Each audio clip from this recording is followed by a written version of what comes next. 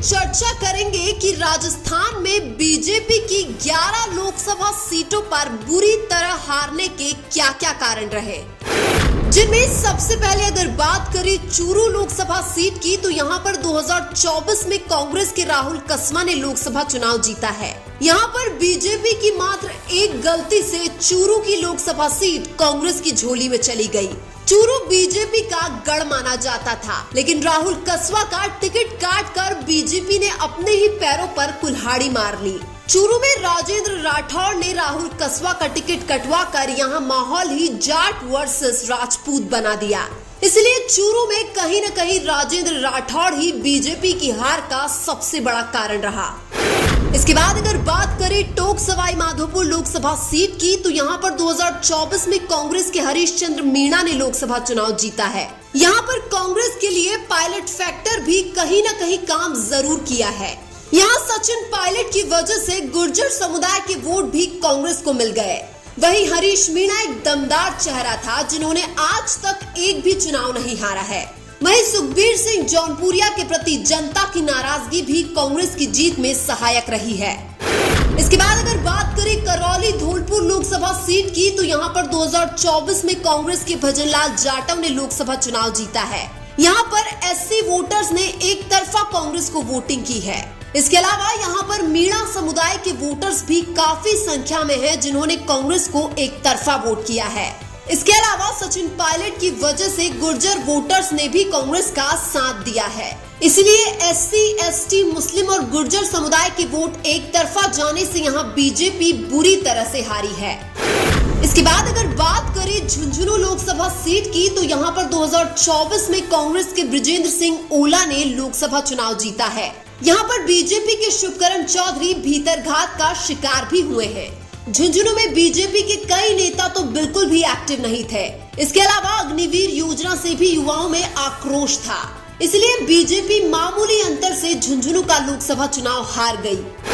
इसके बाद अगर बात करें नागौर लोकसभा सीट की, तो यहाँ पर 2024 में आरएलपी के हनुमान बेनीवाल ने लोकसभा चुनाव जीता है। यहाँ पर कांग्रेस और आरएलपी का गठबंधन बीजेपी की हार का सबसे बड़ा कारण रहा है। नागौर में हनुमान बेनीवाल एक बहुत बड़े राजनेता के रूप में अपनी पहचान बना चुके हैं। वहीं कांग्रेस छोड़कर बीजेपी में जाने वाली ज्योति मिर्धा को दल बदलू मानकर लोगों ने वोट नहीं किया।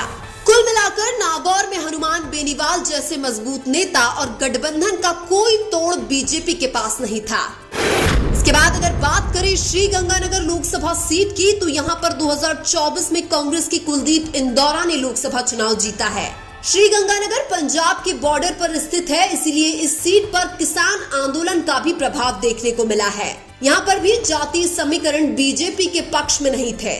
इस सीट पर तो कांग्रेस को भी जीत की इतनी उम्मीद नहीं थी। ये सीट कांग्रेस को एक बोनस पॉइंट की तरह मिली है।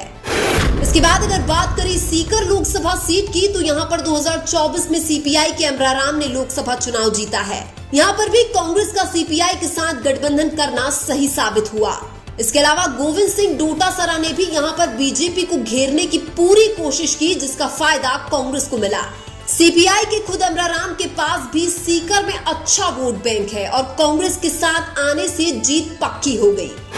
इसके बाद अगर बात करें भरतपुर लोकसभा सीट की, तो यहाँ पर 2024 में कांग्रेस की संजना जाटव ने लोकसभा चुनाव जीता है। यहाँ पर भी जाटों के वोट कांग्रेस को मिलने से संजना जाटव की राह आसान हो गई। इसके अलावा आरक्षण का मुद्दा भी यहाँ कांग्रेस के लिए रामबाण साबित हुआ। संजना जाटव 2023 में मात्र 400 वोटों से विधानसभा चुनाव हार गई थी। उसकी सहानुभूति भी संजना जाटव को मिली है। इसके बाद अगर बात करें बाड़मेर लोकसभा सीट की, तो यहाँ पर 2024 में कांग्रेस के उम्मीदवार बेनीवाल ने लोकसभा चुनाव जीता है। यहाँ पर बीजेपी ने रविंद्र भाटी को जो नजरअंदाज किया, उसका खामियाजा भी बीजेपी को भुगतना पड़ गया।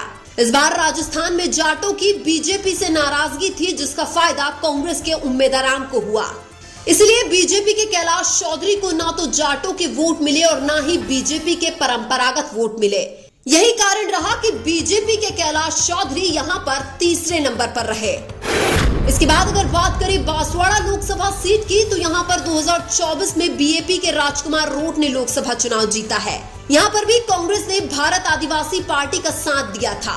बांसवाड़ा के आदिवासियों ने बीजेपी को बुरे तरीके से नकार दिया। आदिवासियों पर देश में हो रहे अत्याचार का भी इस सीट पर प्रभाव देखने को मिला है।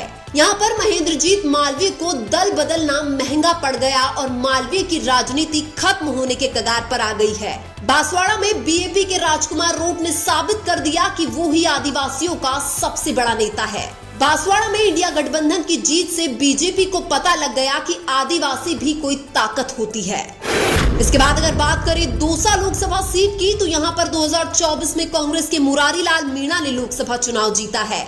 यहाँ पर किरोड़ी लाल मीणा को नजरअंदाज करने से बीजेपी को सबसे बड़ा नुकसान हुआ है। 5 साल सड़कों पर संघर्ष करने वाले किरोड़ी को बीजेपी ने सिर्फ वोट बैंक के लिए यूज किया है। किरोड़ी लाल जैसे योग्य व्यक्ति को अच्छा पद नहीं देने से मीणा समुदाय ने बीजेपी का अहंकार एक झटके में उतार दिया। बीजेपी में अगर किरोड़ी लाल को अच्छा पद दे देते तो राजस्थान में बीजेपी कम से कम 5 सीट और जीत सकती थी।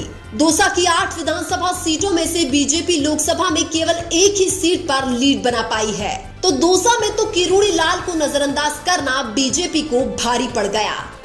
लेकिन आपको क्या लगता है, बीजेपी राजस्थान में जो 11 सीट हारी है उसका सबसे बड़ा कारण क्या है? कमेंट करके जरूर बताइए। वीडियो अच्छा लगा तो लाइक कीजिए और हमारे चैनल मीणा की आवाज को सब्सक्राइब कीजिए। धन्यवाद।